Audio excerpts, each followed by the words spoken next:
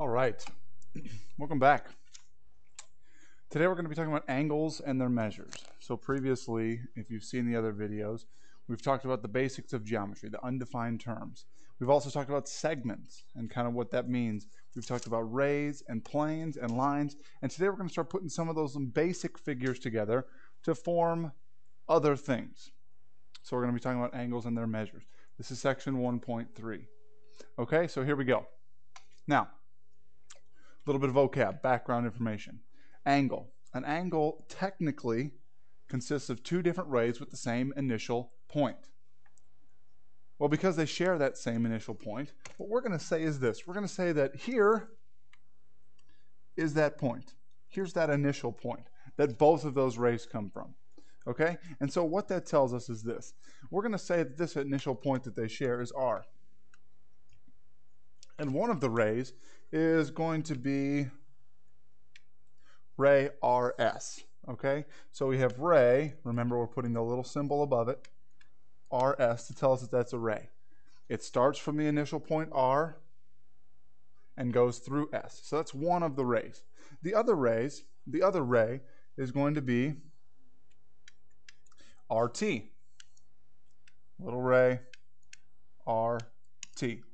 Notice, we can tell that they share that initial point because they both have an R at the beginning of the figure name. Okay. So down here when we come down to vertex, it's the initial point of those rays. So that's going to be point R.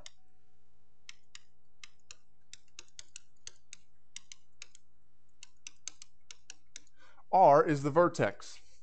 And so when we talk about the vertex of an angle, it's that point, the corner, the point where both of those rays come from. And so if I'm going to label, I'm going to say this is the interior of the angle. Okay? Out here would be the exterior. Just like on a house, the interior is on the inside of the angle, so that's going to be between the rays. The exterior is going to be on the outside of the rays, so that's going to be the outside of the angle. Okay? If I'm going too fast, please feel free to pause, slow down, rewind, whatever you need to do. But we need to be able to name this angle. Now, there's a couple of different ways to do that. So what we've got here is we have the interior and the exterior, but that's not going to tell us a lot about the angle. What we're going to use are these points. And so just like we do with the rest of it, we're going to do a little angle symbol. Notice it looks like an L with an extra little slant on that upright part. So it's going to be angle S R T. Notice what's in the middle. The vertex is in the middle. And so that's going to tell me that we're going to read it like around the angle. So from top to the vertex to the bottom. Or we could call it angle T R S. Noticing still that the vertex is in the middle. The vertex is that middle point because that's going to allow us to know which one is the actual vertex itself. There's one more way to name it. Because this angle is all by its lonesome and it's not connected to any other angles, we could call it angle R. We can name it by its vertex. Okay, in this case. We're going to see a case soon that will not allow us to do that. But in this case, we can name it by its vertex. So angle R. Those are the three names. You may see that on a quiz somewhere. So be sure that you are remembering what that is. Okay. But what about something like this? Multiple angles that have been put together or an extra ray put in there. Well, let's talk about this. We're going to talk about when we have this situation, and in order to do that, I am going to go ahead and put a little bit extra information on here. A, B, C, just for giggles, we'll call this one E. Don't want to be predictable, you know? And so, how many angles do we have here? How many angles do you see? For me, I see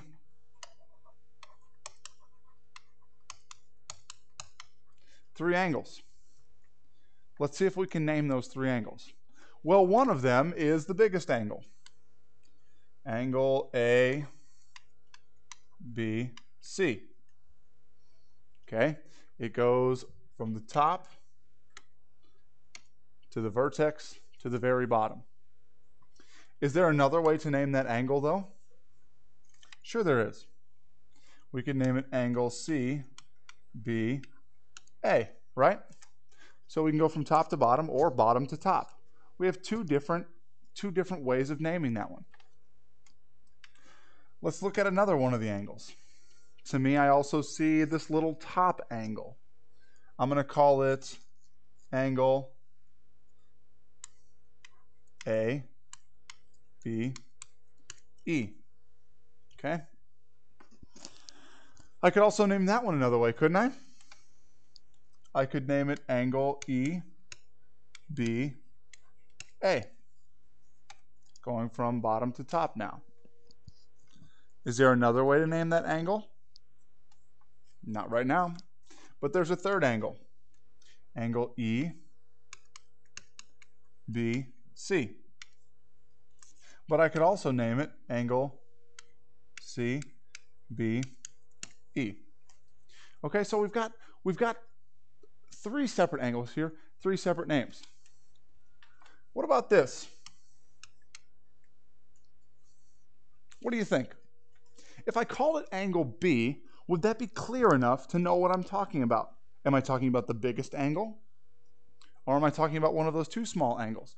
Because if you'll notice, B is in the middle of every one of these because B is always the vertex. So which angle am I talking about? I could be talking about any of the three. So I can only use the vertex to name if it is a single angle. So I can't call it angle B. Only if it is the vertex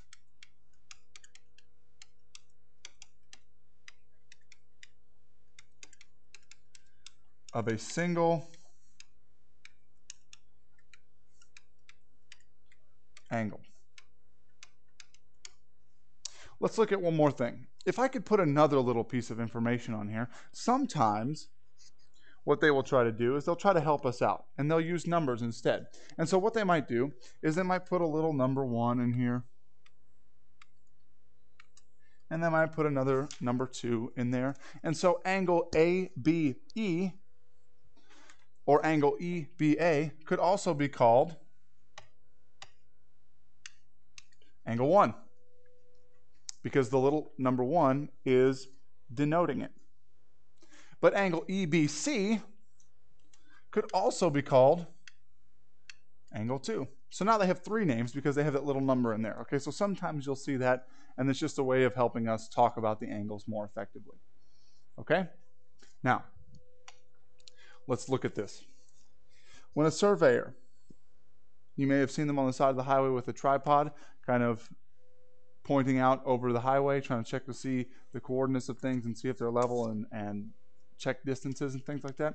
When a surveyor surveys a plot of land, they can make assumptions about those kinds of lands. And so what this is a survey of this farmland. And so if we label these points, Q, we're going to go here with R, and S is down here. And they were nice to us and gave us some numbers in there, 1 and 2. Okay, and so a surveyor recorded the angles formed by a transit direction. Name the angles in the figure, please. If you'd like to, you can pause and go ahead and do this now. I am going to go ahead and go through this just to help it out. So one of the angles would be angle QTR. Or I could have angle RTS. Or I could have angle QTS. Okay, so there's my 3 angles. Or I could name them angle 1, angle 2. Or I could name it angle RTQ. Or I could name it angle STR. Or I could name it angle STQ. So look at that. There's 3 angles, but there's 8 possible names. Some of them have up to 3 names. Okay, so let's see what's going on here. We always have T in the middle though. Notice what happens. Always have T in the middle because T is the vertex. Could I call it angle T? Think to yourself, could I call it angle T? No, I couldn't call it angle T. You should be thinking to yourself, there's 3 angles there. It's not a single angle, so I can't name it by the vertex. Very good. Picture of the earth. Why do I have a picture of the earth up here? How do we measure angles? We measure them in degrees. But the measure of an angle is really, when it's usually given in degrees,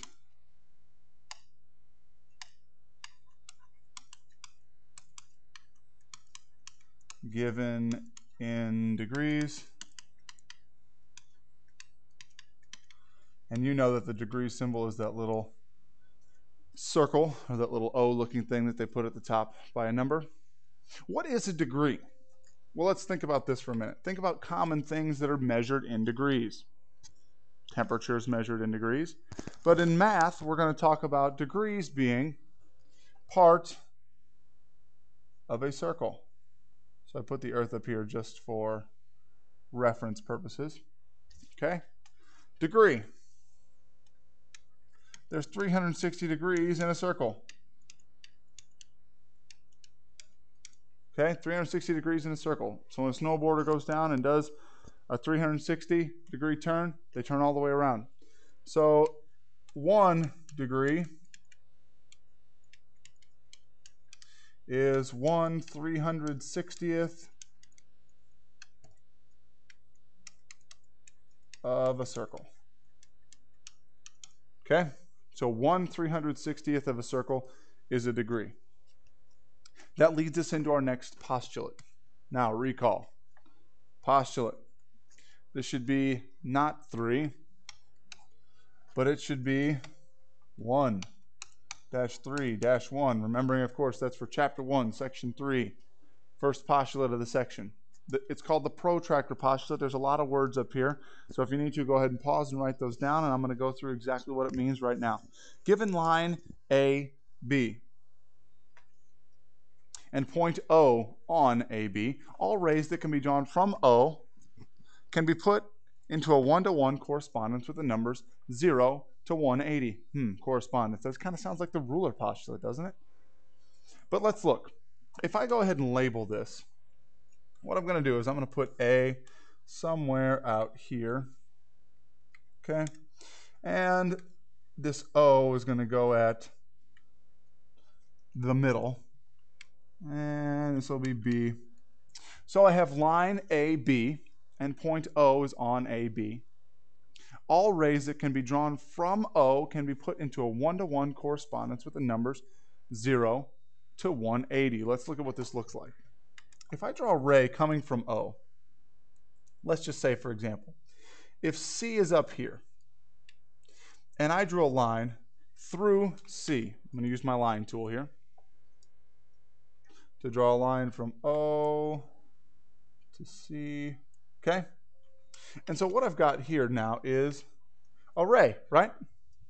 Well, look at what happens. When I draw a ray from O to C, what is actually going on here? Well, if we look, now that goes through 70, but it also goes through 110.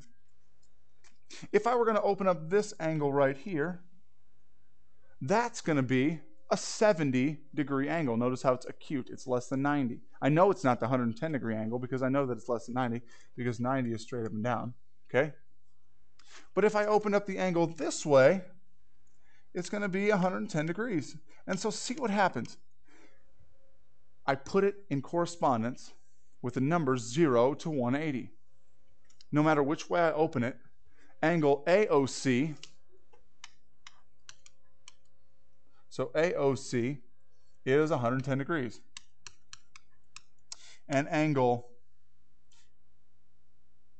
BOC is equal to 70 degrees. See what happened right there? I put it in correspondence with one of the numbers. Well, how many rays could I draw on here? Okay? Well, the rays that I draw on here are infinite. Just because I show so many numbers on here There's infinitely many between there. I could have 170.38 degrees. Okay, and so when I come down here and I say the measure of AOB is the absolute value of the difference between the real numbers from OA and OB, look at what happens. AOB, AO is at 0. And the absolute value of 0, and OB is at 180. The absolute value of that is 180 degrees. Well, look at what happens. That's a 180 degree span here. Well, isn't this a straight angle? 180 degrees. Okay? And so look at what happens when we take these differences. OB is at 0, or 180, depending on how you look at it. So that's 0. OC is at 70. Well, the absolute value of that is 70 degrees. Notice it's a 70 degree angle. I can use this to find the measures of different angles. Okay? When I think of angles, what do I think of? I think of Pac-Man. Because his mouth is open at a certain angle, and it opens and closes. Well, we have different types of angles. You've probably heard these before. When I talked about a straight angle before, some of you are probably going, I don't know what that is. But that's okay. Many of you have probably gone through this before. An acute angle, think to yourself. If you want to try to pause here and fill it in for yourself, go ahead. But if not, I'm going to go through it. An acute angle is greater than 0.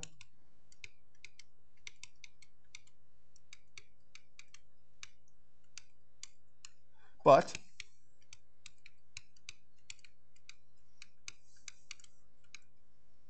less than 90. It's small. It's cute. Okay? It's just a cute little angle. Less than 90 degrees. So then what's a right angle? A right angle is 90 degrees exactly. Exactly 90 degrees. An obtuse angle, bigger than 90.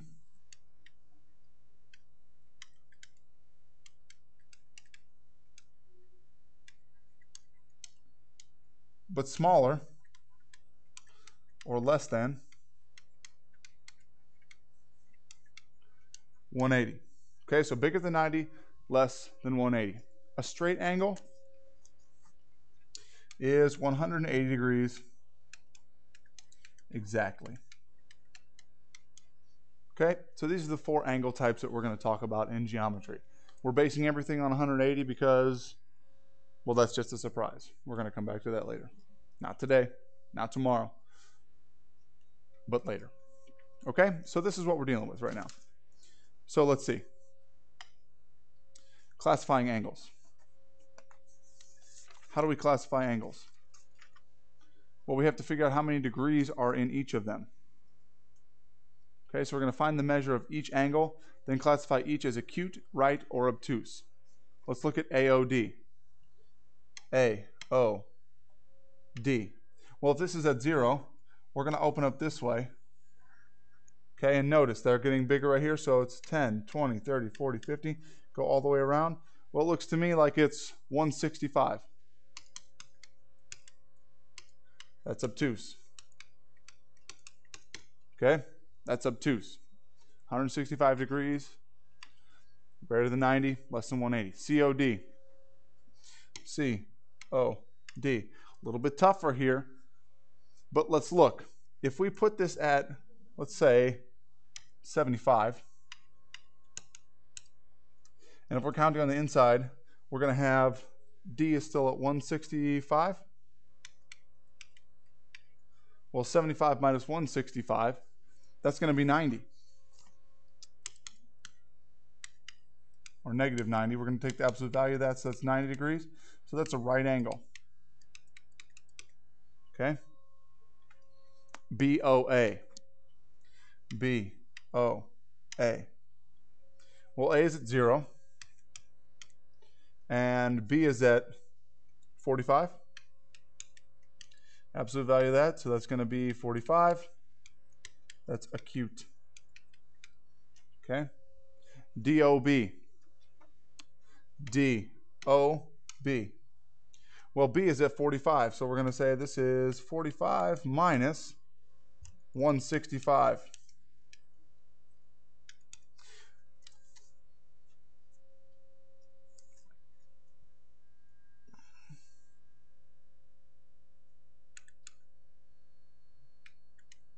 Minus 120, absolute value, 120 degrees. Obtuse. Okay? EOC. EOC. Well, E's at 0, so that's easy. So we're going to have 0 minus, and then C is at, you have to make a choice here. It's either at 85 or it's at 105, but we've got to think a little bit here. Is it bigger than 90 or is it smaller than 90? Well, it's not straight up and down because here's 90 degrees right here. So it's bigger than that, so it's got to be the 105. So it'd be 105, which means it's obtuse. Okay? That's how that works. All right, moving right along. Congruent angles. When angles have the same measure, because remember, the symbol for congruent means same size. Okay, so same size, congruent angles, same size. Here's what we're going to do. We're going to have, this is going to be divided in half. Okay, and if we say that things are the same size, we're going to put these little arc marks.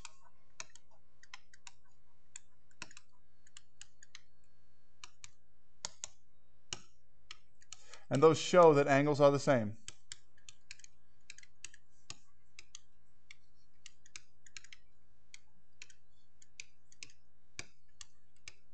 Okay, so they're going to show that the angles are the same. That's good for us because they show us that the angles are the same size.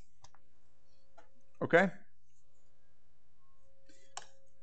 Last slide of part 1.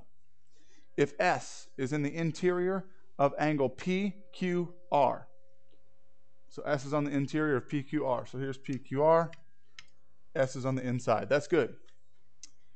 The measure of PQS, so that's this part, plus SQR, that's this part. I'm putting two different sets of marks on there because I don't know that they're the same. That's going to be equal to PQR. So this should not be plus. This should be equal to. It's equal to the measure of PQR because the two pieces of the angle make up the whole angle. Okay? So like the segment addition postulate, the two pieces put together make the whole, just like the same here. The two pieces put together make the whole. Okay, that's the end of part 1. Part 2 is going to be the follow-up examples to this, so please feel free to pause this, rewind it if you need to, and if not, go ahead and watch part 2. That's the end of part 1. Thanks for watching.